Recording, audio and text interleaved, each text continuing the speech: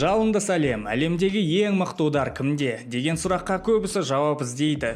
ММА болсын, бокс болсын, әрине ең мықты соққы туралы көп спорлар болып жатыр. Бірақ официальный подсчеттар бойынша ММА саласында ең мықты удар Фрэнсис Нгануда.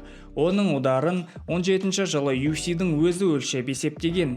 Және де оның карьерасына қарасаңыз, ол шындыққа ұқсайды. Бұл рекордтарды 6-7 жыл ешкім асыра алмай жүр. Ал бокста болса, эксперттердің көбісі ең мықты удар Майк Тайсонда болған дейді. Бірақ менің бұрынғы видеомның астына көбісі Джордж Форман туралы жазып жатыр. 1,5-2 тонна туралы жазып жатыр.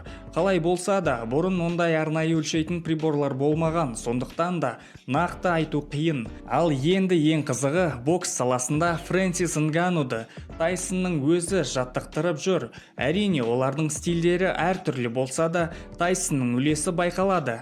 Нганудың Фьюриға қарсы боксында Фрэнсистің ударларының күші мен жылдамдығы чемпиондарды жерге құлатуға жететінін көрдік.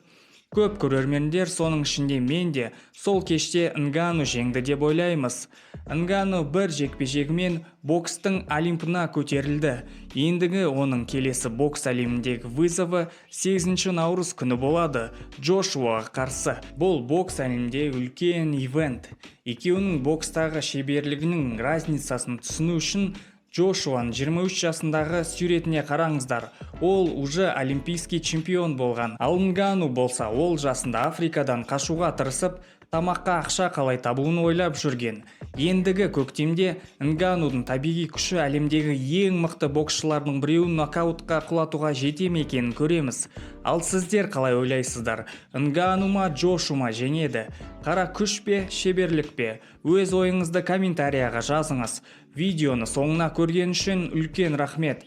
Лайк басуға ұмытпаңыз. Барлығыңызға сәттілік.